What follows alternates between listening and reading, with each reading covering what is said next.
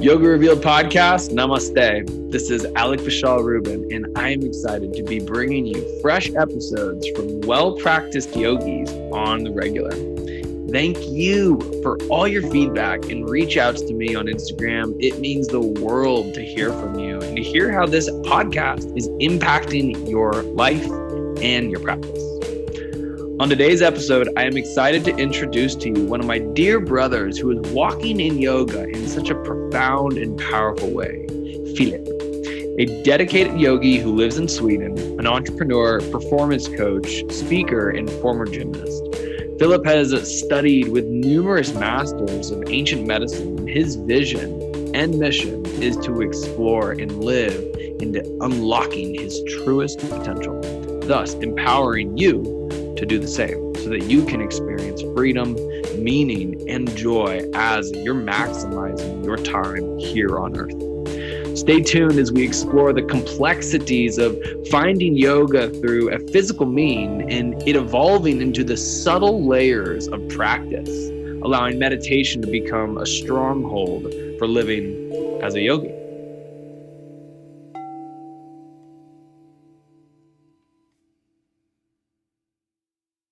Namaste, Yoga Revealed podcast. This is Alec, Vishal, Rouben. Happy day to you.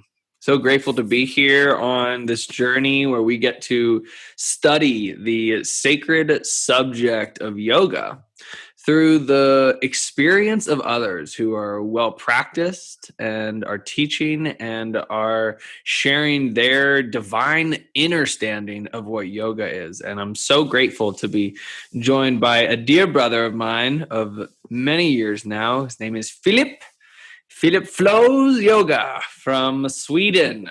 My brother, thank you for joining me from one side of the world to here in Boulder. Yes, indeed. So grateful to have you be here, man. I've always been inspired by your journey. The moment I met you and the moment we connected, you're a strong yogi, brother. So I'm grateful to share your words and your heart and your experience of that which we all love that we're listening to, which is yoga. Thank you for having me, and thank you for those beautiful words. Absolutely, it's encouraging. So you're in Sweden, yes? I'm in Sweden. Swedish yogi. Swedish Viking yogi. Yes. Yes. I love it, Philip. Well, Philip, my brother, tell me, please, how was yoga first revealed to you? All right. So when I was 18, I traveled through the jungles of Brazil. I had this deep urge to escape something. That was, the initial sort of, I'd say, spark to my journey, to leave Sweden, to go somewhere else and to try something new. And I found a place in Brazil. It was in the outskirts of the Amazon jungle, an eco-sustainable farm.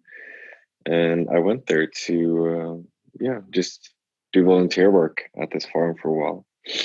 And one day when it was a quite, it's an interesting experience. But one day when I was there, a man came and he was hosting a yoga retreat at this farm. I had no idea. And we became friends quite quick. And he asked me to join his yoga class. And I was open, and I was, I was just interested in knowing and getting to know the practice more. So I hopped on, I joined, and from that moment, it sort of became my life. From the very first class, I would say, it had a deep, deep impact on me from the very beginning. And also because I have a background of being a gymnast for many years. So it was the postures, they were friendly in some way. My body knew how to bend and just adapt to the practice quite quickly. So it sounds like my first, Sounds like at first you were very enamored or excited and curious about the postures. Being able to bend and back bend and forward and jump and play. Like there was a certain, because you said you had a gymnast background, and I relate to that because my first approach to yoga was very power yoga, and I didn't really tap into the spiritual fortitude and practices that yoga can cultivate, for one, Mm. if their spirit and their mind and their body is open to a deeper dive. Is that correct? It was more physical at first? Absolutely. So this man, he was hosting an Ashtanga-based practice and retreat. So for everyone who knows Ashtanga, it's a very physical-based practice, and it's a very fiery pitta base. It's a very strong flow. It's strong breathing. It's very oriented around what I would say the physical body, and getting into specific postures in very specific ways. And it was definitely completely oriented for me around the asana practice, and my approach to it as well was really to advance within the posture practice, to go deeper and further into the series that we have, and to sort of succeed within the series, which was a really interesting approach and something that I learned, of course, over the years. um yeah. I love it. We were both practicing Ashtanga at one point in time together for one point in our journey. Mm. So I'm curious for you, like, what what was your journey like? Because I know at this point you have so many. What's the word that you use? Like, there's technology to that which you practice and you utilize now, but to have gotten to where you are now, you've been on a little bit of a journey. Absolutely. I would say, just to jump to one specific thing, I would say after my practice, after having a strong asana practice, I would sit in meditation, or I would lie down in shavasana, and I would feel absolutely no peace. I would feel complete exhaustion, but it was really tough for me to put myself in a meditation posture and sit there and be with that, because it was just too much fire. There were too many things going on, too many things moving. So it was complete exhaustion, really, for me. So, combining my, asana practice, or the Ashtanga practice at the time, with meditation was just not working. Which meant that for a long time, I was sort of not putting so much focus into more of the subtle practices, into, utilizing the breath in specific ways, pranayama, mantra, meditation, all these beautiful practices. And I was solely focused on the asana practice. Um, yeah, and over the years, after studying, practicing, it's something that you come across so many times. So meditation is really the essence of the practice. To be able to sit with the silence, and to sit in the void and to be with that. And it was extremely challenging, Mm. especially with the practice I had at the time. Mm. Interesting. I feel Mm. that. Can you expand upon how, like, meditation is of the essence of what you were just saying, like how that is a primary attraction point to you now, and how it wasn't then, and how you made the shift? Mm. I cannot specifically say that that shift happened in a specific moment, but it's something that happened over time as I grew with my practice, as I got exposed to new practices, to new people, to new teachers, to people who actually challenged me and my understanding and my way of approaching the practice of yoga. And to the point where, I was asked continuously, both internally and externally, why are you doing this? And I did not have an answer for that. Like, what is the intention behind your action? Why are you doing this posture? Why are you breathing this way?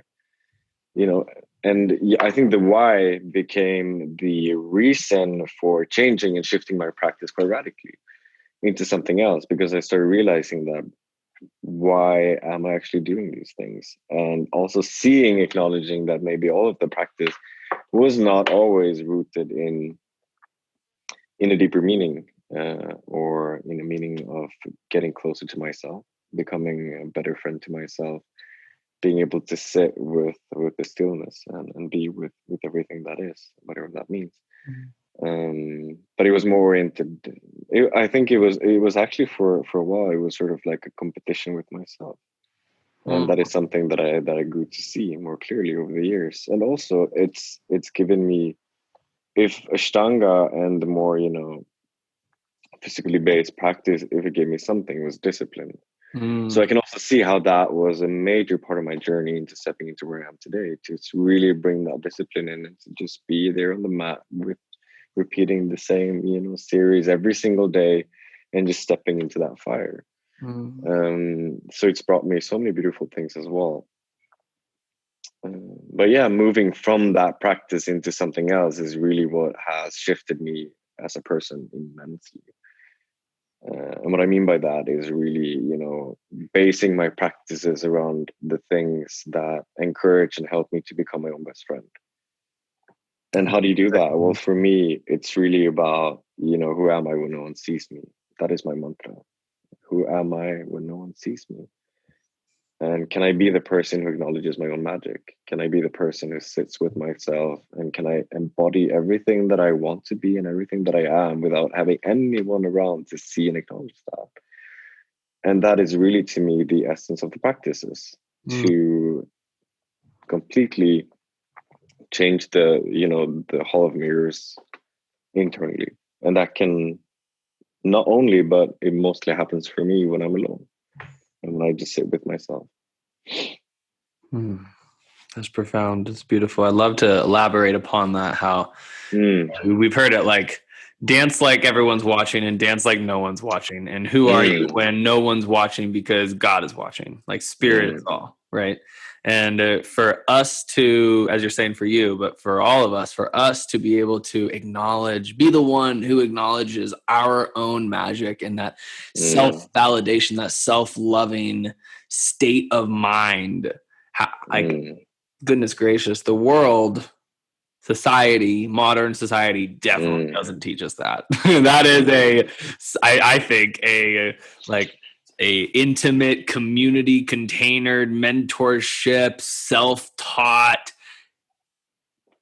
experience. And I don't know about you, for me, it definitely came later than sooner in my life.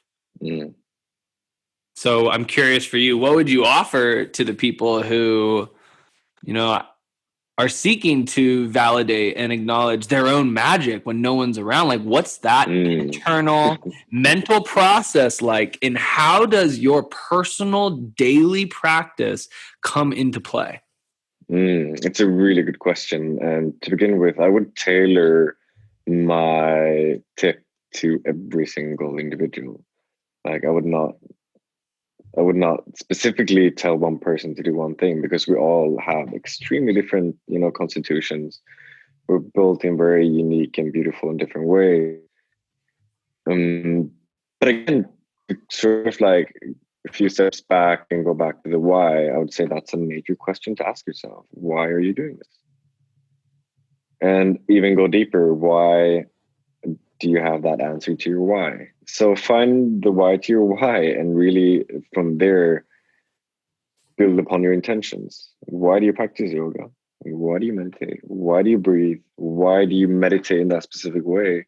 And to really sort of, I think, break down your why and to see what in this whole, internal matrix am I doing for people around me or for someone else? Or why do I want to empower myself? And I think this is a really tough one for a lot of people and for myself too, especially when it comes to the notion of acknowledging yourself and seeing your own magic and who am I when no one sees me, because it's so easy for us to step into that essence, fiery, beautiful self when there's like heaps of people around to see that. And then again, why are you doing that? Who are you doing it for? And that again, I think, is my number one collective tip, is to find your why and build upon that, and to question yourself, and question your own motives, for your own sake. It's not about questioning everything you do, but question like, why am I doing this? Who is this for? Because I think, in order for us to really step into the act of service and to, in essence, create a better world, it always starts with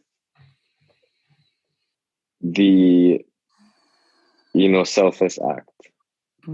And that again, it sort of comes back to the why, because there's so many things that we do still in the world, even though we're spiritual beings, we practice this and that and up and down, but it's still so easy to continuously just do these actions for our own sake.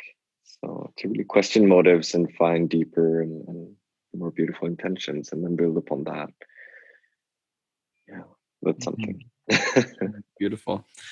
And I don't want to go too further forward ahead from something that you had said earlier, is in regards to meditation and how critical that practice is. I know for you and I both, it is a keynote to our practices, and in sitting in the stillness and the silence of consciousness.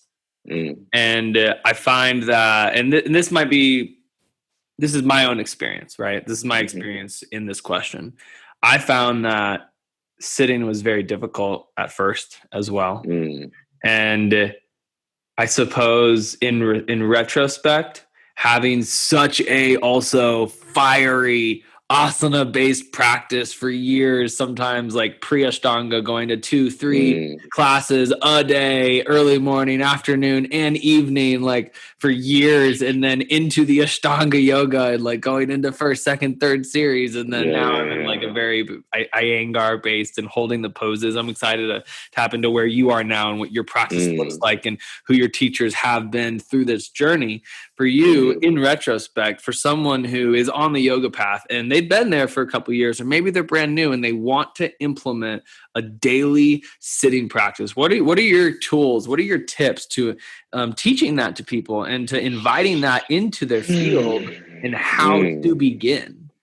Because, like, to be honest, I think telling someone or inviting someone to take a seat, close their eyes for 20 to 40 minutes, even 10 minutes, can be a little daunting.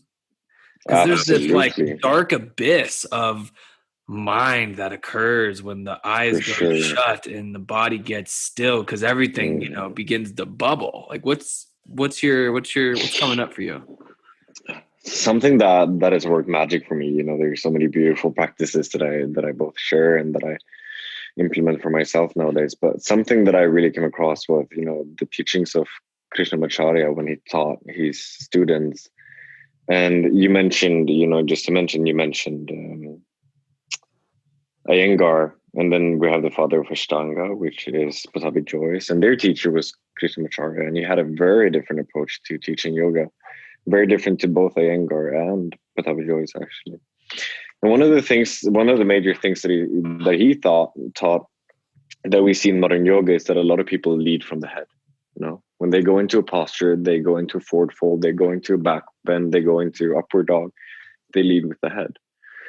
And this was one of the things that he implemented for young boys because they were very hormonal driven. And he saw that, okay, in order for us to engage their mind and their thinking process, we got to lead from the head. But after, when you get older, you maybe do not want to lead from the head anymore. You want to quiet that down. You want to lead from the heart. So one of the things that's helped me immensely is to really bring the chin in, bring the head down, align the spine, and to always lead from the heart. To not allow the head to be my initial guiding to everything. To not dive head in first, but to dive heart in first. To quiet that space by drawing the head down, always leading with the heart, moving slowly, exhaling longer than I inhale. This is a full practice, just that, to completely calm the nervous system down. And to, let's say, dynamically forward fold with longer exhales and, leading from the heart. Doing that for 5 minutes will set you up for a great meditation. I love that. And it's also just a great tool tip for life, for the day, to be able to lead forward with the heart and to have practical ways to be able to lead forward with the heart, because sometimes that mind, man. One of my teachers, I actually get chills when I hear this one, but one of my teachers said something that was so profound for me. And he said, there is 2 ways to wake a baby up. You can sing to it or you can shake it. And if we see the prana, the kundalini, the shakti, the energy that is moving in and through all of us, if that wants to be awakened, so many practices in modern society is about shaking and screaming and being quite violent. But you can sing to it. And it might take longer, but it's going to be a lot more sustainable for you. So that's also one of the reasons why my practice has turned so much more subtle, because I don't have to rush into it. And I don't have to shake it or scream it alive or just really force myself into that space. But I can just dance with it. I can sing to it, and I can just be with it. It's beautiful. I love that metaphor. Wow, it's a beautiful way to approach the day.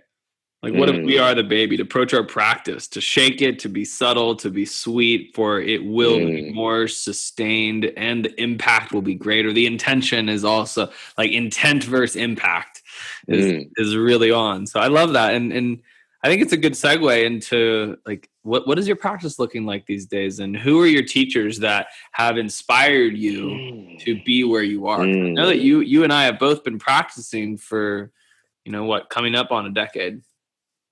Yeah, around. Absolutely. And so the first part of your question, my practice is, it's inspired by a very traditional form of hatha yoga called tantric hatha, and it's also coming from the tradition of Sri Vidya, which is one of the teachings of Swami Rama, a Swami that actually moved to the United States, and he was teaching there. And for everyone who knows, also Rod Stryker, he's one of the teachers of this tradition, and he has his own school called Para Yoga, but it's a very similar approach to that. And then I blend that with teachings from both my own intuition and what I feel really works for my constitution and what works for me day to day. And also one of my teachers his name is Amir John, beautiful man. He's been a teacher of the art of Kundalini yoga for about 25 years now. Wonderful. And not very into the old school traditional school of Kundalini yoga, but also has branched out and created his own masterpiece and his own art form with these teachings. So I'd say it's a blend of intuition and ancient practices, and yeah, it's about it. And it can look in many different forms and ways, but it's everything from mantra, yantra, meditation, pranayam, a little bit of asana, not a lot anymore. It's very subtle. I move, just as I said, I can move for 40, 50 minutes in a very subtle, very dynamic, slow way, just to prepare myself for the essence, which is the meditation and the mantra practice. My conscience, it's yummy. Buzzing, just be like, yeah. I want to. I love that too. It's really, for me, it's all about moving through honey. I love that. Just moving through honey and just, I love to deepen my own,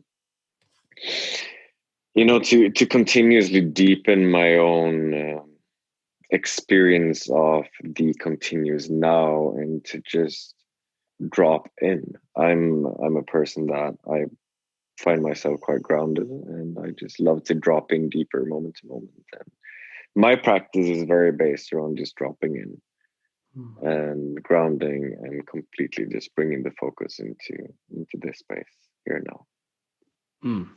I love it. I love it so much. And as a teacher, how is it that you teach this work now? And what does that look like? Because I know that in the past, pre-COVID, you've taught all over the world, and you've had a lot of different retreats, mostly in Bali and Sweden. What a joy those have been. And I know that will open up one day again soon. Absolutely. But what is it looking like to be able to teach this kind of work right now in this current situation, or overall? Yeah, overall.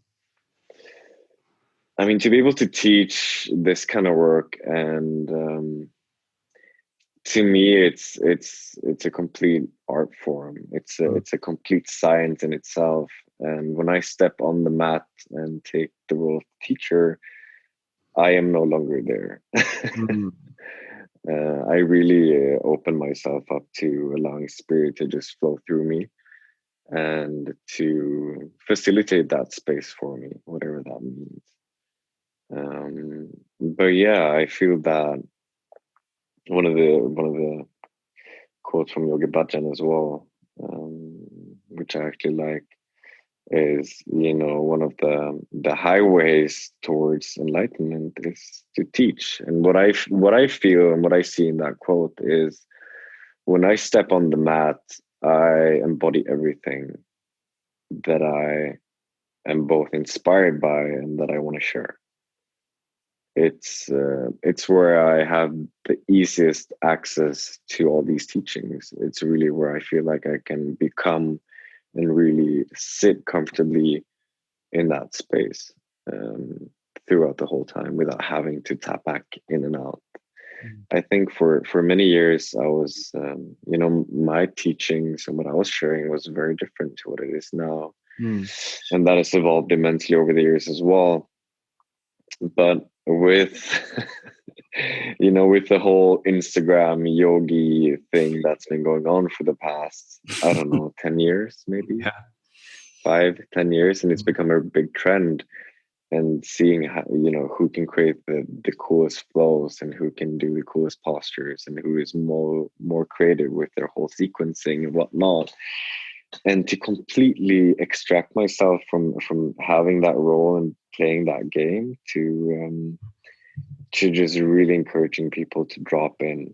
We move, we drop in, we move, we drop in, and to really take a moment, pause, and feel, what is the practice actually doing to me? Like, what is shifting? What is changing? When you move continuously for an hour, you'll drop into shavasana and you'll feel great because you're exhausted. But what actually shifted and happened within that practice, no one knows. No one knows. It was a great workout. What more? What else? I don't know. you know that's my experience of it. I'm not gonna draw everyone over that line, but that's my experience of it.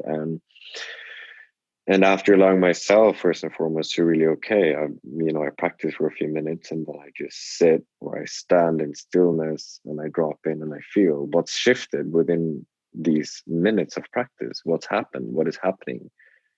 How can I follow along? How can I be a part of this journey? And that's really how you learn to navigate your own internal spaces and to feel what the practice, the power that the practice holds to take you from one state to another within matter of, few moments.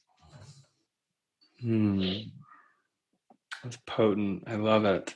I think you brought up something that I think is a valuable route to go into, which is the world of social media and what it Mm, has become. And is it connected or is it disconnected to the intent of yoga? mm, Where is it separate? Is it together? Is it neither? What in your eyes, what has social media become on a mass level? And then what is your relationship to it as mm, the individuals and the practitioners and teachers are all seeking to have this intent of, yes, sharing yoga. I share yoga on yeah, my I share pathways of self-reliant healing systems on my Instagram, yeah, and that is yoga included in multifaceted in the same. And for yeah. you, like, what's your relationship to it personally, and like how you see it as a collective. Yeah. It's like, No, I I don't don't mean to know. corner you in it because it's a tricky No, I like conversation. that. I think for me, social media has become a huge puddle of opinions. Wow. And that's pretty much it. It's a huge puddle of opinions, and I just see people that is telling people what's yoga, what's not yoga, what's that, what's this, and which practice is best. And I see a lot of people talking and not practicing, and I think that's the biggest problem that we have. We're great at talking, but we're not so good at showing up for ourselves and our mat and really deep in the practice and our knowledge. So for me, it's all about, it's a puddle of opinions, and it's a place where people go to, again, become or be acknowledged, because they do not hold the capacity to acknowledge themselves. They do, but they forgot how to. That's deep. In all forms and all ways, it's a place where we come for acknowledgement, and it's one of the reasons why I've extracted myself more and more from social media for the past year as well. Even though it's helped me immensely, and I am really grateful for it, it's brought me to studios and festivals and workshops and so many beautiful places. So it has a deep impact as well, and it all comes down to the way that you use it. But it's so easy to drown in that pool, isn't it? And it's really like a major pool of opinions, and it's really sticking to us in so many various forms and ways. And yeah, I think that's the place where there's it's the place of 1,000 voices and 1,000 opinions at all time. It's a very loud stage. Mm-hmm. And it's I think if you live alongside that continuously, it's one of the things that is going to challenge you to grow and to deepen and to really, exponentially expand the capacity to be with yourself, because you're continuously being exposed to so many people. I think both energetically and through all these opinions and through all these sharings and whatnot. So that's one of the things that I feel as well in relation to social media, just for myself, is the more I extract myself, the more silent my life becomes. Because through the art of the internet and through the art of social media, we are living simultaneously in so many places at the same time. And the essence for me as well is really like, okay, it's a cliche, but I'm always here. And it's interesting because, like, I like how you're saying we can be here, we can be there and there when we're on social media, because we're not, in essence, fully present here and now. That's what you're getting at, right? Absolutely, yeah. Something that I'll share with you and to the listeners that may resonate is, like, for me, I do my absolute conscious best when I make a post on Instagram and when I do my stories, which is quite frequent, like all the time. I consciously try to take a moment and sever the cords that bind me to people, places, situations, things, and any technological advancements, so I can fully be in my energy bubble and my field and not have these tendrils of outside people who I know or I don't know who are seeking to attach to the energy Alec, Vishal, Rouben, or and they, in their projections or my projections from what I think others might be putting onto me. And it's something that I also do after I speak on a stage, after I lead a Zoom call, after I teach a class. I am constantly taking a moment to sever the cords that bind me to people, places, situations, and things. And I say that before bed every single night. I say, thank you, guides, angels, ancestors, seen and unseen energies that are here to help, for severing the cords that bind me to people, places, situations, and things, so I can fully be here now. I love that. So just something to offer. I love it. And just going back to that, I think that's a beautiful thing to touch upon as well. But, to me, social media is a puddle of opinions. But to you, Alec, I have no idea. Do you know what I mean? I have no idea, because I think through the practice, I've come more and more to a place where I have no idea what something is to you or to someone else, or what is the best path for you. I have no idea. I've been a person of really strong opinions, and I've been a person of really wanting to, I think, wanting to pull people into this path and sort of imposing myself upon them, and thinking that I know what's best for someone else, but I have no idea. Right. I'll share what works for me. If it works for you, perfect. Awesome. If it doesn't, perfect. I love that. So I love that. I love that as well. I think it's a good insight, because not everyone's going to resonate with your energy, my energy. Yeah, I'm an for Aries, sure. and I also kind of like, I don't really care. It's Yeah, fine if you don't like me. That's okay. I mean, it's all good. We're both human. We're on the same journey, just different yeah. pathways. We're going to the same place. I love it though. I mean, I do believe that the yoga and the teachers and the students that align with each individual person is so dharmically interconnected.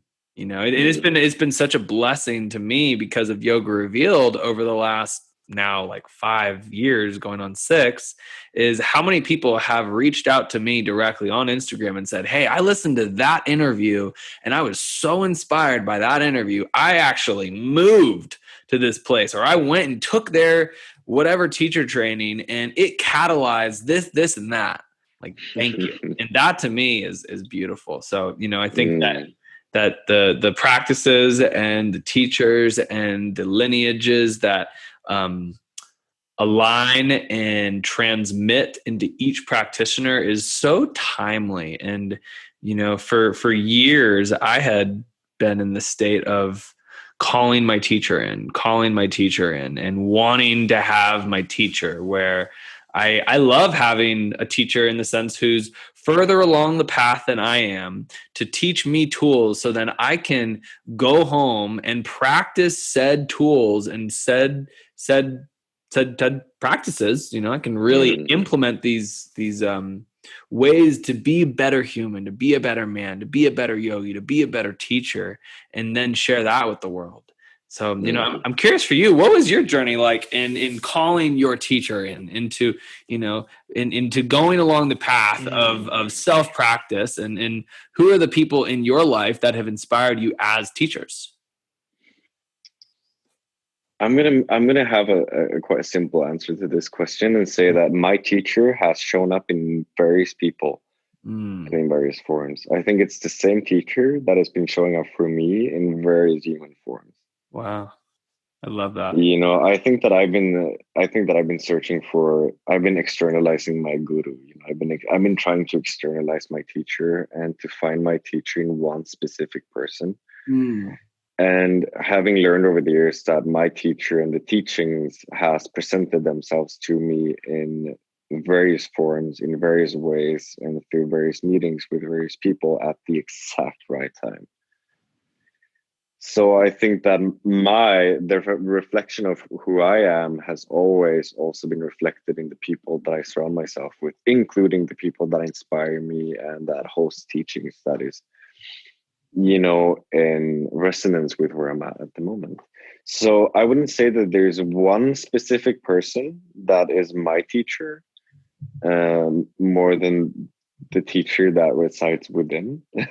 But there is really one teacher that has been showing up in various forms and in various people over the all these years that I've now been practicing, because I've had so many beautiful people who's inspired me in various ways, and I've over the years really picked golden nuggets. That resonates, that doesn't resonate, and just sort of builds my whole toolbox from that. And that also has been, refurb. I've had to remake the toolbox many times and change some tools because they don't necessarily work for me anymore, or they don't show up the way that they used to, and to implement new things. So yeah, I think that is my teacher. It's an ever flowing energy that has shown up for me in various forms, in various ways over the years of practicing. I love it. It's a profound answer. I love it. We are our greatest teachers. That is the essence of it. I do believe that. And I love how you're walking that and holding that. So today, Yes. right now, what is yoga to you?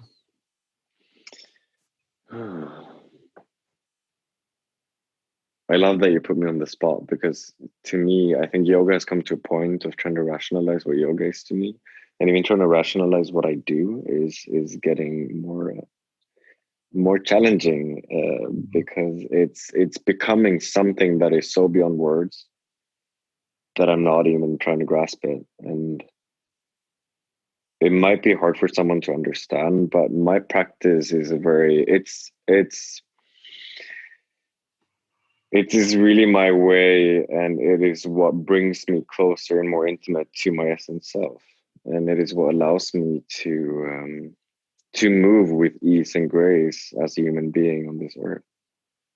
And it is what helps me to continuously see, I think, beyond the veils of the mind, and that holds me and supports me through life. And it's a bit vague in that sense, but it's really tough for me to just pinpoint what yoga is to me, because I think that yoga sort of has become me, and it's with me always. Always. And with every meeting and with every person and with every step that I take in some way, because it's influenced me so deeply. And yeah, it's really I would say yeah, it's sort of the temple that I move in. Yoga is the temple that I move in.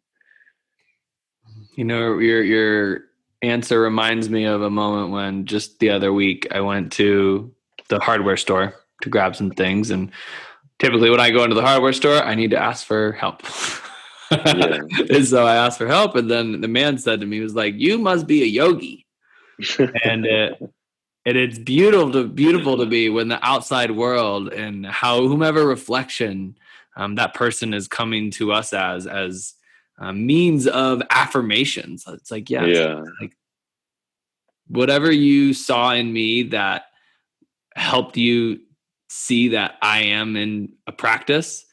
I love that. And it's like, yeah, the affirmation, keep going, keep practicing. Yeah, There's more to vibrate into. exactly. Yeah. I think yoga has also brought me closer to playing all these other different roles, to be a hardworking man, to train hard, to challenge myself in so many various ways, to allow myself to be angry, to be sad, to have all these, ranges of emotions, and to just completely and fully live and embody this life as a human, as a whole. But with that, with the ease and the grace, and knowing that yoga is this sort of cape that is allowing me to fly and soar through all these experiences. I think it's given, if it's given something, it's given me less, I would say, less gravity to the experience of life. Mm. It's lifted me off a bit, and it's helped me to soar more Mm. through everything that I experience, Mm. if anything. I love that. I love that. Yoga does help us fly and soar. I agree. Philip, I'm curious as we come to the top here, what is there anything that's present to your mind that you want to be able to share right now? Anything that's alive for you?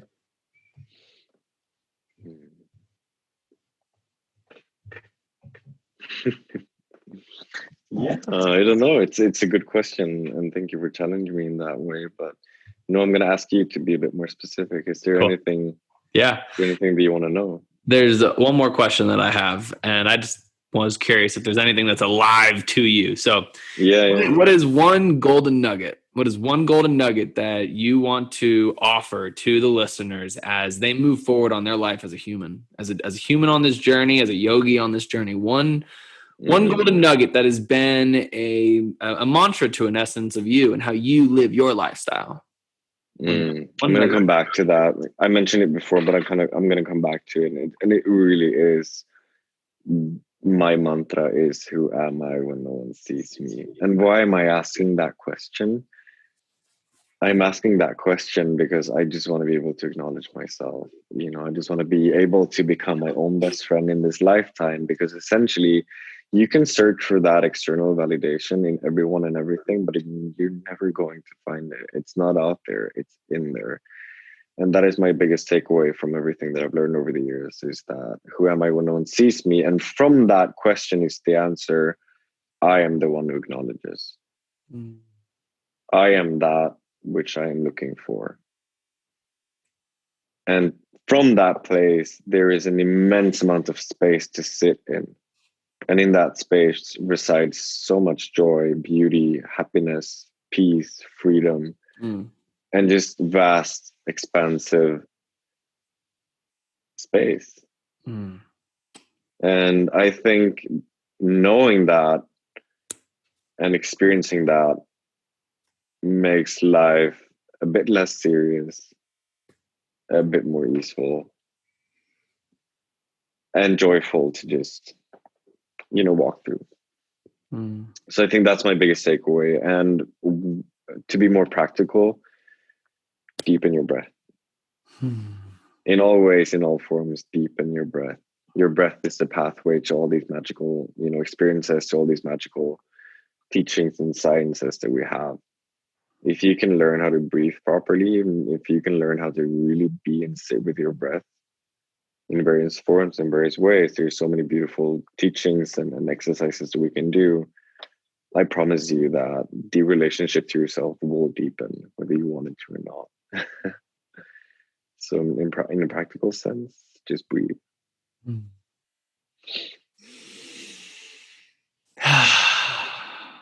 Thank you.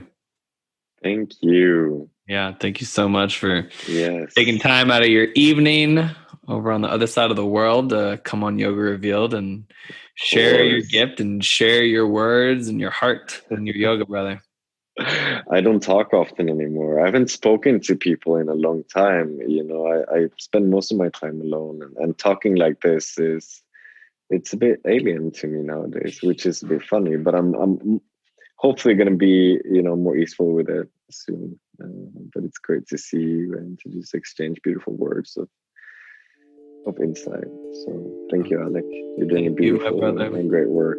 I love you so much, Philip, and I look forward to aligning one day and being able to practice and share all the goodness that yogis get to relish and celebrate, just being here in the now. So thank you, my Absolutely. Thank you. All right, namaste. Namaste. Yoga Revealed, thank you so much for tuning in. The work we do is important, and your support means so much. Just by leaving a 5-star review on iTunes goes a long way, along with sharing this episode via Instagram and tagging all of us. Philip Flow Yoga on Instagram, Alec Love Life Yoga, and Yoga Revealed. Thank you. Be sure to follow Philip on Instagram and message him to let him know what you thought about this conversation on the podcast today. This is your brother, Alec Vishal Rouben, in Boulder, Colorado, practicing and sharing the gifts of self-reliant healing systems with the world. Your magic is ever present. Better believe it. And you make a difference every single day. Take the time to drop into your breath right now and see what happens when we get present as you share your heart with the world. Feel free to reach out to us on Instagram and let us know how and who you want to hear from on the Yoga Revealed podcast so we can support you in upgrading your life during these very opportunistic times that we are living in. From my heart to yours, this is Alec. Aloha and namaste.